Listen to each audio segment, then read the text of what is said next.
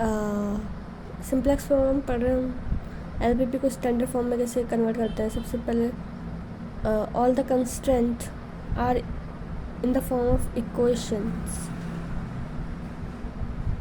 Accept the non negative restrictions. ठीक है, equations की फॉर्म में, मतलब इनइक्वलिटीज़ की फॉर्म में होना चाहिए। एंड द मतलब जो इनइक्वलिटी दी हुई है उसको मैं इक्वेशन में कन्वर्ट करूँ। इनइक्वलिटी दी हुई होगी उसको मतलब स्लैक सरप्लस वेरिएबल जो भी ऐड होता हो और कर लो कि the component of the required vector b are positive. B यहाँ पे क्या है, आउटपुट। आउटपुट में जो भी वेक्टर दिया हुआ है मतलब इस साइड में, वो सारे वेक्टर्स क्या होने चाहिए, पॉजिटिव होने चाहिए। पॉजिटिव नहीं है तो उनको पॉजिटिव बनाओ। ठीक है, तीसरी चीज़ यहाँ पे कि all the variables are non negative. जैसे वेरिएबल्स होते हैं एक्स वाई जेड, तो उन पर रेस्ट्रिक्शंस लिखी होती है, जैसे एक्स वाई जेड है तो वो ग्रेटर दैन इक्वल टू 0 होता है। And the objective function is the maximisation type. अगर मिनिमाइजेशन टाइप में दे रखी तो माइनस से मल्टीप्लाई कर दो सब और उसको मैक्सिमाइज करना है, पर problem is always a maximisation problem. So that's how we construct the simplex table. Form में तो इस तरह से कन्वर्ट करना है। ठीक है, देखो एक तो वी पॉजिटिव होना चाहिए और मैक्सिमाइजेशन प्रॉब्लम होनी चाहिए। तो हम इस टाइप के हाइपरप्लेन को इस तरह से रिप्रेजेंट करना बताया था, जेड बराबर सी x.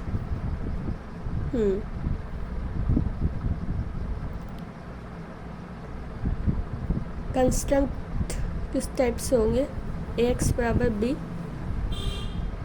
B is greater than equal to 0। A represent कर रहा है उस मैट्रिक्स को जिसमें सारे स्केलर्स हैं, और एक्स रिप्रेजेंट कर रहे हैं वेरिएबल्स, वेक्टर्स को। ठीक है, एंड बी आपका शुड बी पॉजिटिव, और ये non negative conditions. Non zero variable तो होनी चाहिए। यहाँ पर रो है, मतलब रो नॉन ज़ीरो वेरिएबल्स होने चाहिए। देखो, if feasible solution of system A x बराबर बी दे रखा है, एक्स ग्रेटर दैन 0 है, देन एम क्रॉस एन की मैट्रिक्स है, और अगर number of rose less than number of columns है, मतलब number of equations, sorry number of variables से नंबर ऑफ इक्वेशन छोटी है, तो यहाँ पे कोई ना कोई फिजिबल सॉल्यूशन होगा, बेसिक फिजिबल सॉल्यूशन एग्जिस्ट करेगा। Fundamental theorem of linear programming ये बोलती है कि मैक्सिमम ऑफ जेड बराबर सी X such that X equal to V, X is greater, ये कंस्टेंट बता रहा है। अगर इसका ऑप्टिमल सॉल्यूशन है then at least one basic feasible solution must be optimal. कम से कम एक बेसिक फिजिबल सॉल्यूशन तो ऑप्टिमल होगा ही होगा। कंडीशन 100 बार पूछ ली एग्जाम में। If for any basic feasible solution X B of a LPP at any iteration of simplex algorithm, हमेशा ZJ minus CJ is greater than equal to 0 for all the non-basic vector of A, then XB is an optimal solution. Bounded solution के लिए देखो, if at any iteration of a simplex algorithm we get Zj minus Cj less than 0 for at least one j, कि Yij is less than equal to 0, then if the objective function is to be maximized,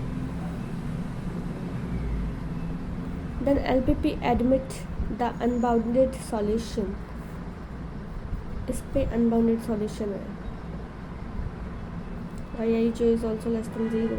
Condition for the alternative optimal solution, if there is an optimal basic feasible solution to a LPP for some alpha j not in B, Zj minus Cj equal to 0 है और Yij less than 0 है, then non basic alternative optimal solution is exist. और ये 0 हो गया किसी आई के लिए, लेकिन alpha i j greater than 0 है। Then for at least one i an alternative basic optimal solution exist. देखो अगर ये वाई आई जब डिपेंड कर रहा है, अगर ये लेस देन 0 हो रहा है तो इसका मतलब नॉन बेसिक अल्टरनेटिव सॉल्यूशन है। और यहाँ पे अगर y i j greater than equal to 0 रहता है तो basic optimal solution will exist.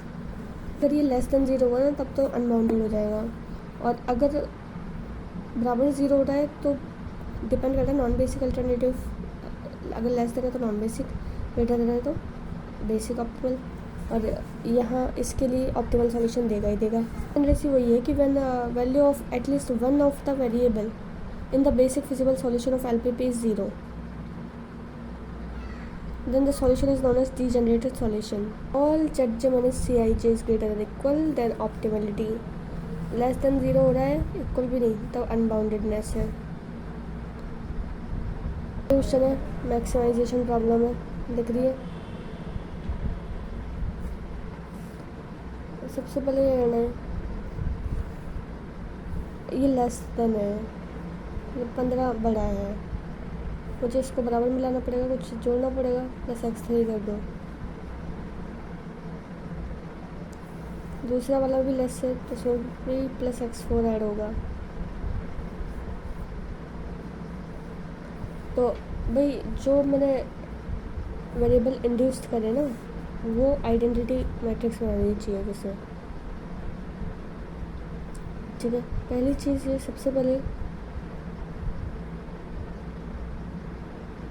आपने जो भी फ्री वेरिएबल लिया है, एक्स यानी free variable, x3 and x5 उनका एक्स ये है फ्री वेरिएबल है। इधर b लिखेंगे मतलब आउटपुट, ठीक है। इधर सारे इधर वो पूरी मैट्रिक्स है ये जो बन रही है, y1 y2 y3 y4, ठीक है। इसके ऊपर सी जे का मतलब है जो हमारी मैक्सिमाइजेशन प्रॉब्लम है उसके कोफिशिएंट, ठीक है। एंड व्हाट इज बी,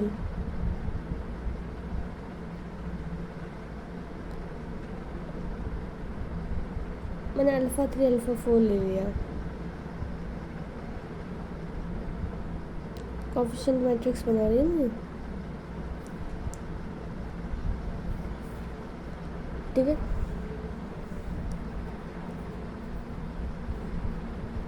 अब को Zj माइनस Cj लेना है। Cj तो ये रहा, व्हाट इज Zj होता है मतलब Cb को जब मैं v से मल्टीप्लाई, इससे मल्टीप्लाई करते जाऊँ Cb को इससे, 0 को 3 से किया, 0 को 5 से किया, 0 जाएगा तो माइनस कर दो 5 से, ये जाता चला गया। उसमें सबसे जो लोएस्ट है वो मेरा एंट्रिंग वेक्टर है, एंट्रिंग वेरिएबल y1, ठीक है। फिर मेरे को क्या करना है, मिनिमम रेशो लेना है, मतलब जो मेरा b बनेगा, b अपन जो एंट्रिंग वेक्टर है वो 15/3 10/5, विच वन इज मिनिमम, 5 दूनी 10 ये वाला।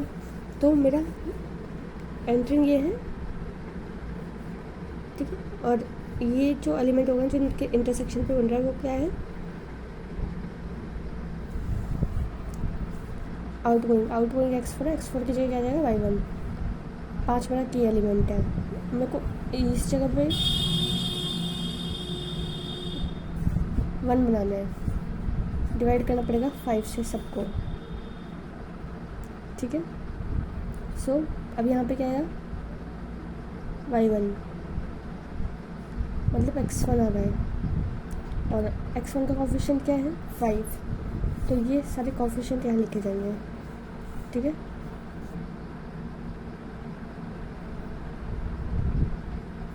तो कोफिशिएंट लिखा है, अब ये टेबल में चेंज कर दिया, और इसके जस्ट ऊपर वाला 0 बनना चाहिए। कुछ भी ट्रांसफॉर्मेशन करो फिर चेक करो कि हाँ विच वन इज़ लेसर, ठीक है। फिर दोबारा से एंट्रिंग एग्जिटिंग, मुझे तब तक करना है जब तक मेरा जो मेन टेबल है वो आइडेंटिटी ना बन जाए, ठीक है। फिर जो सॉल्यूशन मिलेगा z j minus c j is greater than equal to 0 है, ठीक है। यहाँ नेगेटिव देखते हैं, यहाँ मिनिमम, तो ये मेरा सॉल्यूशन हो जाएगा, ऑप्टिमल सॉल्यूशन। प्रॉब्लम मिनिमम दे रखी है तो उसको मैक्सिमम पहले कन्वर्ट करो माइनस साइन मल्टीप्लाई करके, और इधर बी के साइन देख लिया करो, सारे पॉजिटिव होगा। अगर नेगेटिव दे रखे हैं तो माइनस से मल्टीप्लाई करके नेगेटिव बनाना पड़ेगा, और बनाना पड़ेगा मतलब। क्वेश्चन बताते हैं कि मैक्सिमम जेड बराबर क्या है। तो x1 plus x2 plus x3, मतलब ये दे रखा है x1 minus x2, x1 minus x3, मतलब ये राउंडेड टाइप का सॉल्यूशन है, ग्राफ से कर लेना। जनरेशन दो तरीक़ों से आती है। एक तो आप देखो कि वन और मोर बेसिक वेरिएबल ज़ीरो हो रहा है, in the initial simplest table में ज़ीरो बन गया वो, और मिनिमम रेशो ऑफ टू और मोर basic vectors in the simplex table is same, so this ratio is not unique, thus there is a tie in the value selecting departing vector.